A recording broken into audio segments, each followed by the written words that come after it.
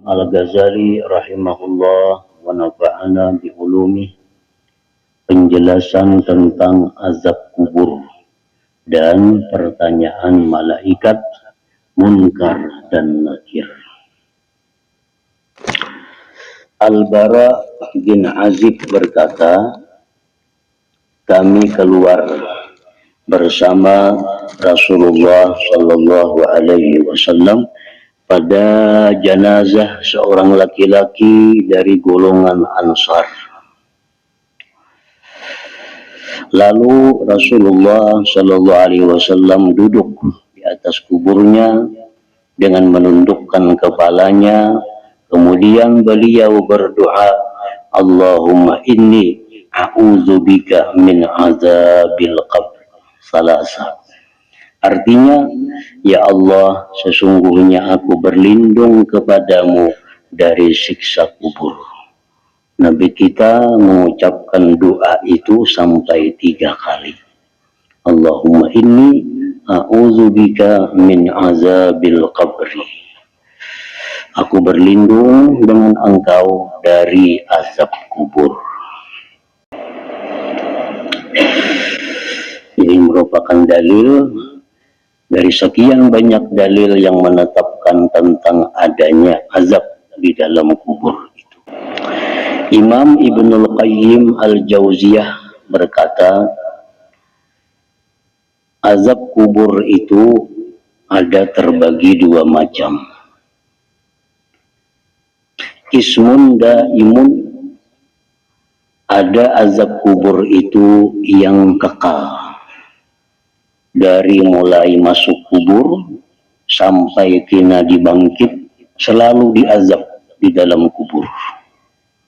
Wa huwa azabul kufar wa ba'dil usad, itu untuk orang-orang kafir dan sebagian orang mukmin yang mempunyai dosa-dosa yang besar.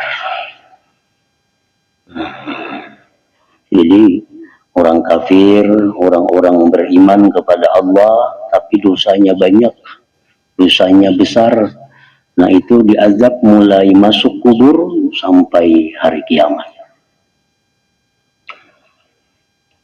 Wa munqati'un, ada azab kubur itu yang terputus. Artinya orang ini diazab kada sampai hari kiamat. Mungkin diazab waktu pertama masuk kubur, nah habis itu dia selesai menjalani azab.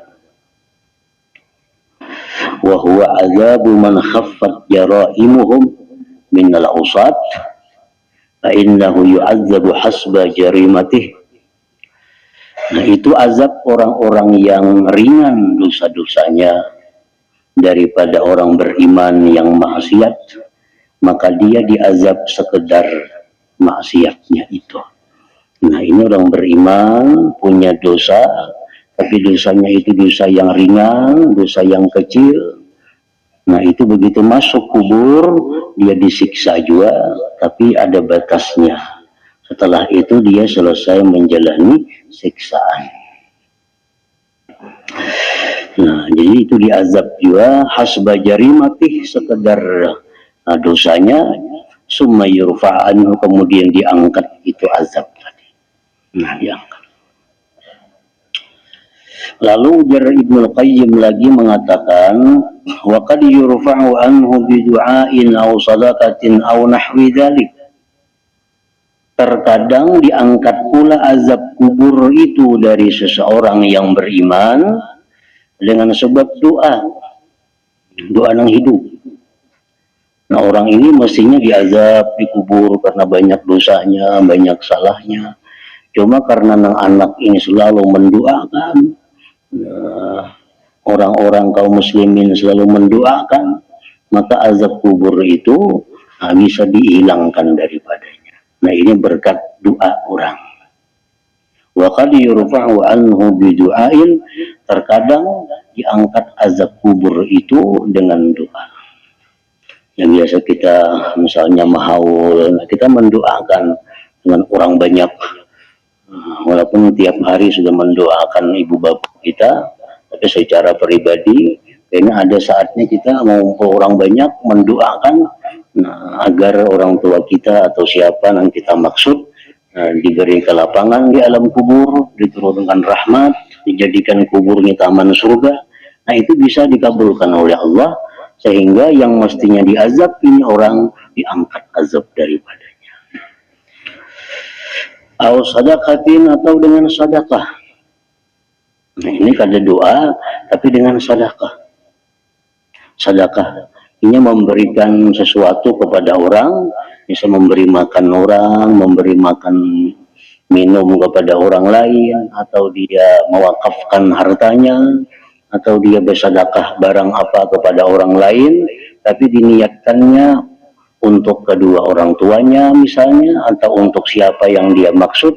Nah, dengan berkah sedekah itu bisa juga azab kubur itu diangkat dari orang yang di dalam kubur itu. Ya, artinya doa-doa kita yang hidup sangat membantu kepada orang yang di dalam kubur itu, baik doa kita langsung atau dengan cara sedekah tadi. Nah, kita bukan nasi bungkus 10 bungkus umpamanya, kita niatkan di hati kita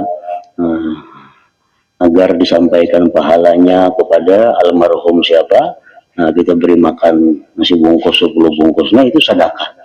Nah, kalau itu jadi pekerjaan kita, jadi rutin kita, tiap minggu beri makan orang 10 bungkus, 15 bungkus, nyatakan pahalanya untuk orang-orang yang dikubur daripada orang tua kita. Nah, andai kata beliau dalam kubur itu disiksa oleh Allah, itu bisa diangkat siksanya berkat sedekah yang hidup ini. Rasulullah SAW bersabda yang artinya, sesungguhnya orang beriman, orang mukmin, apabila menghadapi akhirat, artinya mendekati kematian. Orang beriman ini sudah mendekati kematian. Maka Allah mengutus para malaikat, seakan-akan wajah mereka adalah matahari. Malaikat tadi wajahnya bercahaya, bersinar. Bersama mereka,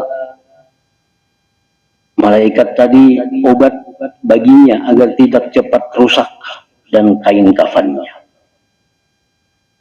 Lalu mereka malaikat tadi duduk sepanjang pandangan orang mukmin itu. Jadi malaikat tadi duduk, banyaknya malaikat itu sepanjang mata memandang oleh orang yang hendak meninggal dunia tadi. Maka apabila rohnya keluar, maka mensalatkan atasnya setiap malaikat. Di antara langit dan bumi dan seluruh malaikat langit, empat menyembayangkan ini orang beriman. Tentu orang yang beriman, yang ahli ibadah, orang yang beriman, yang takwa kepada Allah.